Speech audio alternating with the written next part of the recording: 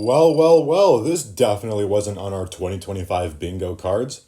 The content creator team, my research crew, and I were minding our own business, digging deeper on Project C.Rex and working on other more interesting buffs like Hydra or Referentum, when suddenly we got hit with a humdinger of an update. 4 buffs, 1 nerf.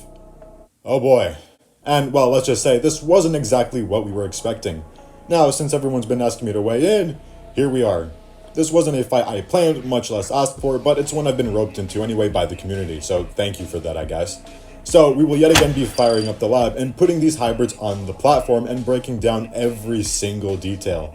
We're talking stats, abilities, roles, synergies, and even subtle cracks in their kits the buff creators and maybe even Ludia themselves didn't catch. As well as teaching Ludia a very important lesson in the art of creature rebalancing.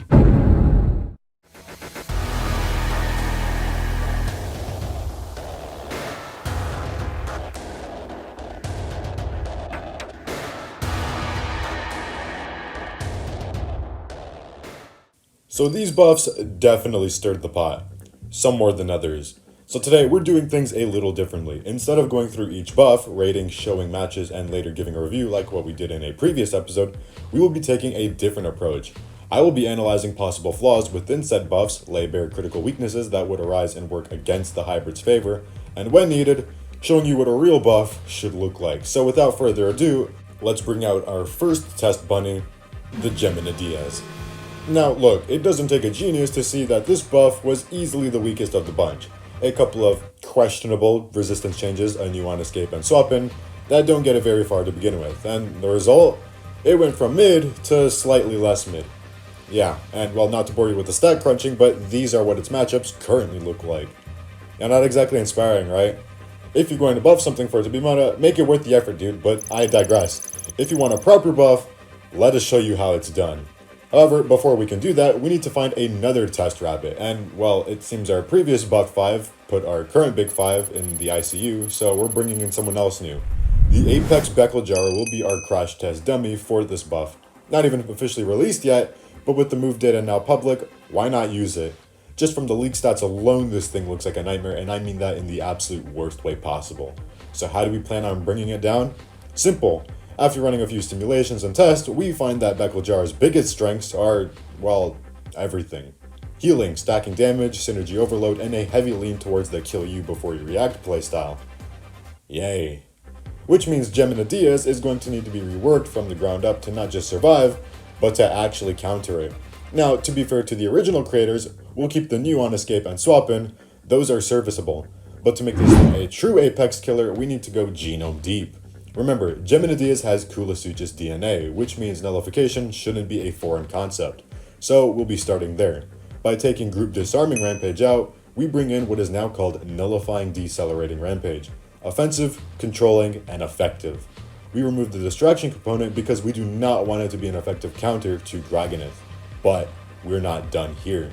Geminidues was one of the first few examples of a creature containing what is called a nuke move, which essentially bypasses any defenses your opponent might have, and this move was actually good enough to not warrant a huge change. So what will the change be? We remove the alert component. No more activation conditions will be needed, and instead, it will always be a priority. Now we're talking some serious pressure. However, now we have to run the issue of potentially two-shotting Dragonith. So to counterbalance changes like this, we need to take the attack down from 2x and make it 1.75x. That way, you still put out the damage needed to kill Becklolyth and Spinotops, but keep Dragon as a reliable counter without any drawbacks. And frankly, that's it. It needs no more. By changing only its Rampage and Alert Rampage, you have a creature that kills Becklolyth and is now an effective combatant against Spinotops. Now this is a buff. With a few targeted tweaks to its resistances, Geminidues is now capable of going toe-to-toe with the main menace in raw combat. Matchups go from this to this.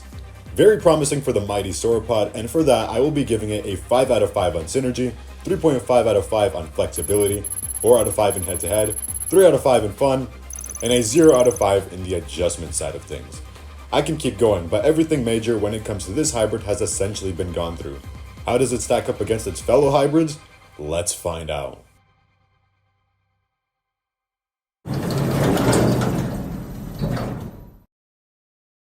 Hybrid number 2, Indonemys. The Paleozoic Prowler Indonemys is a buff that we can actually get behind.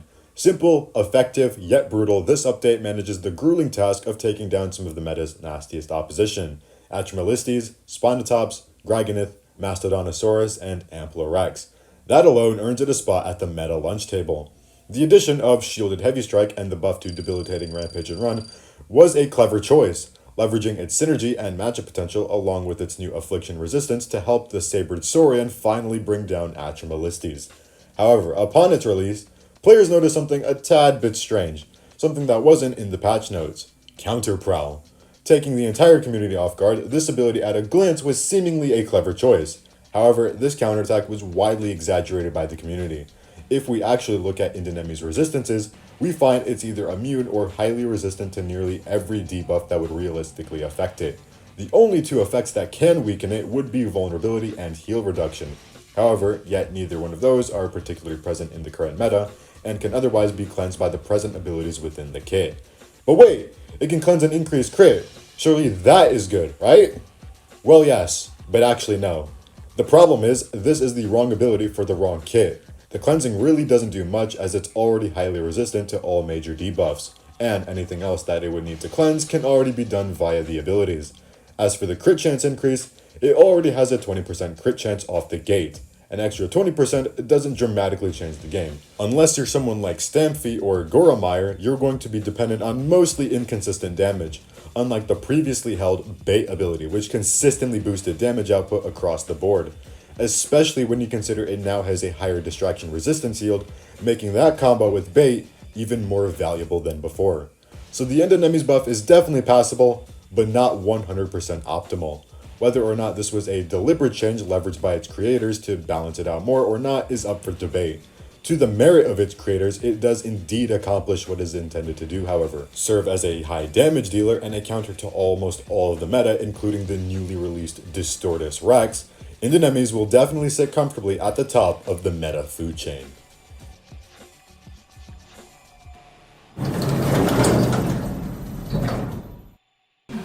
Buff number 3. Oh boy, this buff sparked huge controversy among the team here and across the community as a whole. For viewers, you might remember this particular hybrid making a feature on the channel when we built it for one purpose: eliminate Atremolystes. And that's it. We made that very clear from the start. The idea was to provide a functional buff that respected both its intended playstyle and its overall creature class. And yes, while the current class system is flawed, it is definitely something we took into deep consideration. So after brainstorming with some of the most creative minds on the scene, we zeroed in on the Act Last mechanic as the foundation for Ankylos Lux's buff. And after many, and I mean many, failed prototypes, we finally landed on the version that made the final cut in the video. What started as a focused mission to eliminate Atremolystes somehow turned onto a full-blown bloodbath, wiping out Mastodontosaurus, Spinotops, and even Amplerex under the right conditions. What looked underwhelming on paper turned out to be the full-blown MVP, and the community did not see it coming. And, well, as for this new buff, let's just say it left a few of us staring at our screens in disbelief. We were all collectively scratching our heads with this one, wondering how we should proceed, and let's just address the very obvious elephant in the room, and that was the change that stood out, and stood out hard, was Group Accelerate Cunning Strike.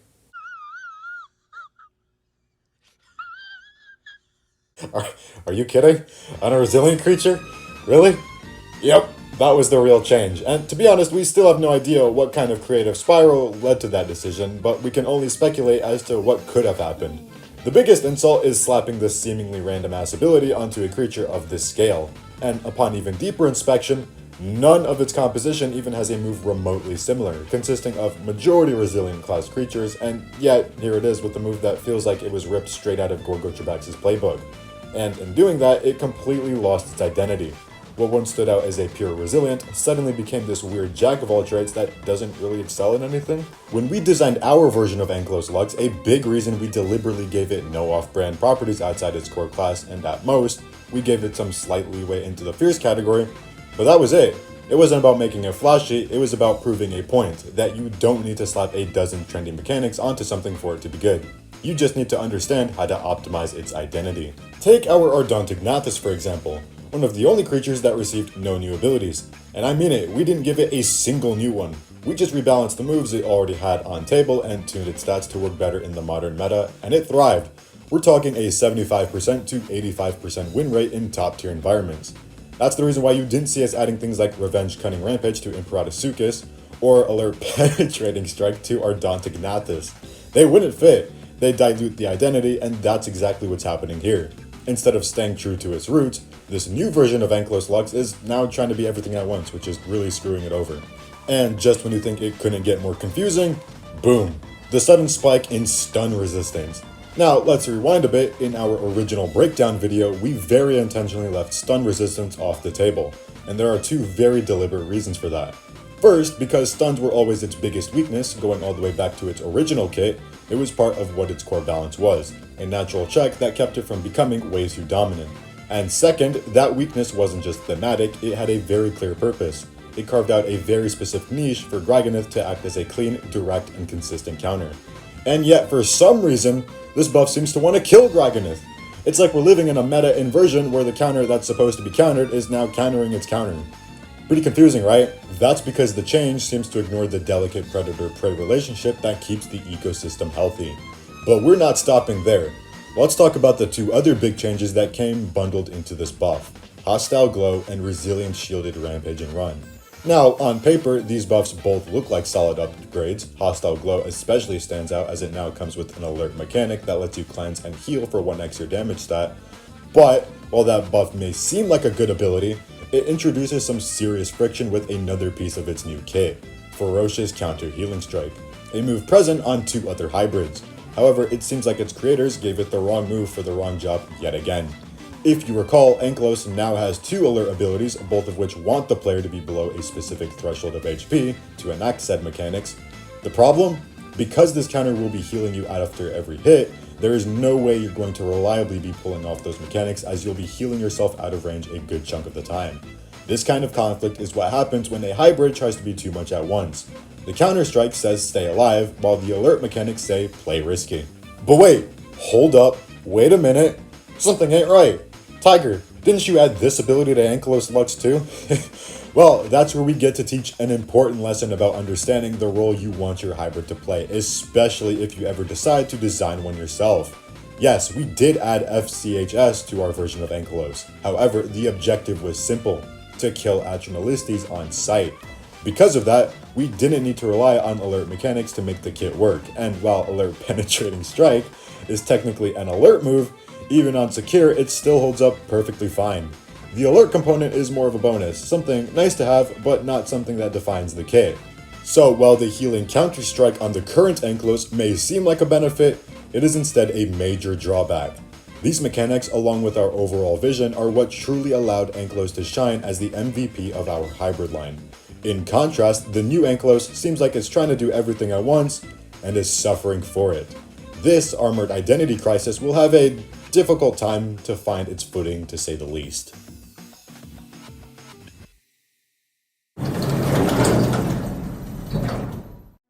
Hybrid number 4 is a change that I could have wagered my kneecap for and I still would not have seen coming. The first and only nerf of this update genuinely took us by surprise. It was something none of us saw coming, but also something none of us really objected to. So, we took the time to deeply analyze all of Becklolyth's matchups, abilities, and playstyle to see what this new and improved version looked like. And the result? Ladies and gentlemen, I am proud to reveal this nerf that truly changed absolutely nothing. No, I'm being 100% dead ass here. Absolutely fuck all got changed. Yeah, all it did was slightly reduce the absurdly fuck, I can't talk. Yeah, all it did was slightly reduce the already absurd damage multiplier gap just enough to bring it a smidge closer to enough rather than overkill, thanks to the nerf in both base and crit damage ratios. So realistically, it went from being the strongest in its environment to still being the strongest in its environment. That's like taking an orca and nerfing the size by a meter. You're not really going to get far because, you still have a whole pod, but I digress. Hey, at least Ludia finally proved me wrong about their unwillingness to nerf a legendary, so good on you, Ludia.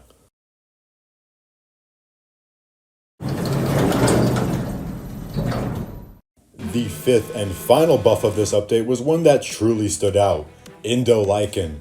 Now this is what you call a buff, and a very good one at that. Credit where it's due, this buff walks a fine line between absurdly overpowered and reasonably manageable, with Indolycan's main vulnerabilities still being swap-ins to a degree. After some deeper analysis, this buff could have gone a few ways, but truthfully, none of them would have taken it very far. What we do appreciate, however, is the thoughtful use of the Act Last mechanic. If our buffed Ankylos proved anything, it's that mechanics like these can shine in the right hands and truly make a creature the MVP. Cloak of Rage now benefits from an additional speed increase and gains the Act Last property, meaning it no longer screws you over by triggering your counter prematurely, which, by the way, was removed and makes another good call, meaning it no longer wastes the cloak either. The addition of Howling Rampage is another solid change. Since the cloak strips armor entirely, the fact that Indolycan can now shatter shields on top of that means nothing in the game can reliably cushion its full hit in a head-to-head confrontation, unless they dodge. And even then, you're eating a massive hit. The on-escape adjustment is also welcome. Rather than dealing damage and potentially burning the cloak, it is now a passive effect, allowing Indolycan to preserve its setup more reliably. This gives it a more of a safety net, though with smart swaps can still punish it. Hybrids like Junior, Serrano, Sarastego, or Aquiliote can still soften it up or take advantage of the opening. Indolycan is a prime example of a practical buff done right. It doesn't try to reinvent the wheel, it just makes the spin a hell of a lot better. And for that, the final scores I'll be giving it are a 3 out of 5 on synergy, 4 out of 5 in head-to-head, 5 out of 5 in competitiveness, 4 out of 5 in flexibility, and 1 out of 5 in the adjustment side of things, with a boost profile of 14-14-2. Indolycan has secured itself a solid seat in the meta, and one of the top picks in the game.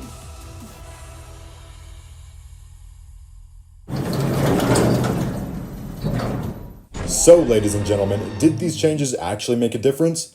Well, yes, and no. Indonemys and Indolycan undoubtedly came out on top, getting the love they needed to thrive. Becklolyth, despite being the only creature technically nerfed, didn't really budge in performance, and while Gem and Ankylos are still a bit off the mark, a few smart tweaks could have easily pushed them into the meta's top 10. If there's one thing this video should have taught not just you, but Ludia as well, it's that it can be incredibly easy to buff an outdated creature if you're smart about it. Sometimes all it takes is a small tweak and a rework to an existing ability to give you a truly devastating creation. To Ludia and to every future custom creator out there, I wish you luck. Crafting something viable yet balanced is no easy feat. And although the dust seems to have settled between myself and Ludia at this point in time, let's just say the pseudo-named C.Rex won't exactly be taking it lightly. Because let's just say the next time you see me, the king will be returning this summer.